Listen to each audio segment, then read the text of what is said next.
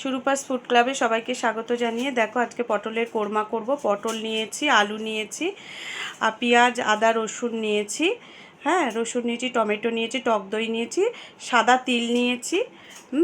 আর ওখানে প্লেটের মধ্যে যে মশলাগুলো নিয়েছি ওটা হচ্ছে গোটা গরম মশলা, এলাচ, লবঙ্গ আর দালচিনি গুঁড়ো। এবার পেঁয়াজ, টমেটো, আদা, রসুন সব একসঙ্গে পেস্ট করে নেব।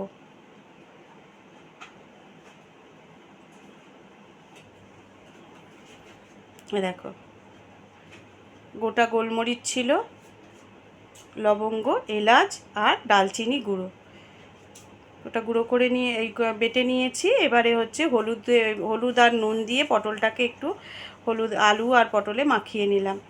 নিয়ে এবার তেল গরম হলে আলু আর পটলটা আগে ভেজে নেব।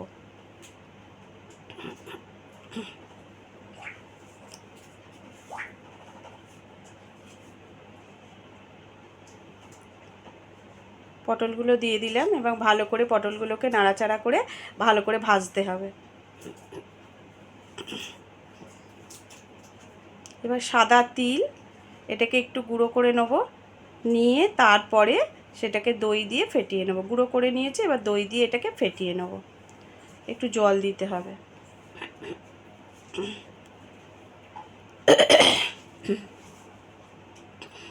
পটলগুলো ভাজা হয়ে এসছে, এবার পটলগুলো আস্তে আস্তে তুলে নেব। তুলে নিয়ে আলুগুলোকে ভেজে নেব।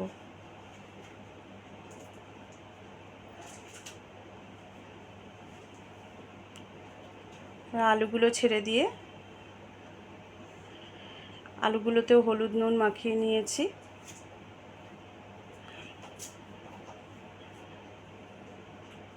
ভালো করে আলুগুলোকে ভেজে নেব। আমি কিন্তু আলুটা চন্দ্রমুখী আলু নিয়েছি, ভাজতে ভাজতেই অর্ধেক সেদ্ধ হয়ে যাবে। দেখো আলুগুলো ভাজা হয়ে এসছে, এবার আলুগুলোকেও তুলে নেব।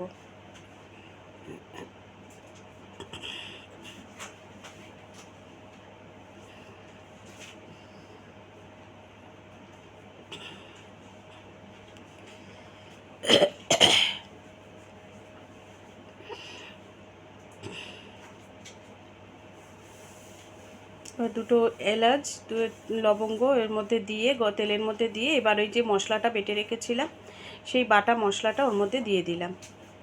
তার মধ্যে এবার হলুদ, কাশ্মীরি লঙ্কার গুঁড়ো, নুন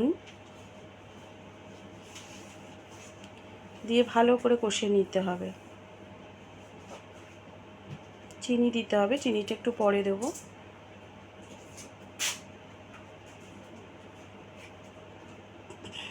একটু জল দিলাম, মশলাটা ভালো করে না কষলে হবে না, অল্প একটু জলটা কম হয়েছিল ওই জন্য দিয়ে দিলাম। পেঁয়াজ, আদা, রসুনের বাটাটা ভালো করে কষে নিচ্ছি। এবারে সাদা তিল আর টক দই যেটা বেটে রেখেছিলাম ওইটা এবার চিনিটা দিয়ে নিলাম। চিনিটা দিয়ে তারপরে ওই দইয়ের এটা মিশ্রণটা দিয়ে দেবো। চিনিটা দিয়ে একটু নেড়ে নিয়ে তারপরে দইয়ের মিশ্রণটা ঢেলে দিলাম। দিয়ে এবার ভালো করে নেড়ে নিতে হবে। এবার আলু পটলগুলো ওর সঙ্গে ভালো করে মিশিয়ে নিতে হবে। একটু কষে নিয়ে আলু পটলগুলো দিয়ে ভালো করে মশলার সঙ্গে নাড়াচাড়া করতে হবে।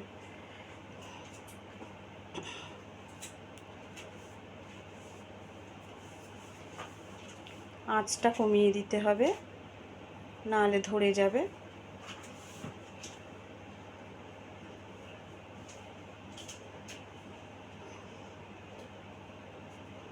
একটু চাপা দিয়ে হতে দিতে হবে। এবার দেখো দেখা যাচ্ছে যে তেলটা ভেসে উঠেছে, তার মানে কষাটা হয়ে গেছে। এইবারে আমি ওতে একটু সামান্য জল দেবো। ওই যে তিল বাটা যেটা হয়েছিল ওই ধুয়ে ওই জলটা দিয়ে দিলাম। জলটা দিয়ে দিলে এবার সুন্দর করে ওইটা একটু ফুটে গেলে ভালো করে আলুটা সেদ্ধ হবে। সেদ্ধ করতে দিতে হবে, কিছুক্ষণ হবে রান্নাটা, চাপা দিয়ে বসিয়ে দিতে হবে। চাপা খুলে দিলাম, এবার হয়ে গেছে। আলুগুলো নিশ্চয়ই সেদ্ধ হয়ে গেছে।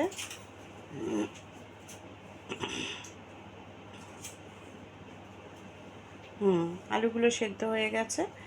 এইবারে রান্নাটা রেডি হয়ে গেছে। একটু গরম মশলা ছড়িয়ে নামিয়ে নিতে হবে। হয়ে গেল আমাদের পটল আলুর কোরমা।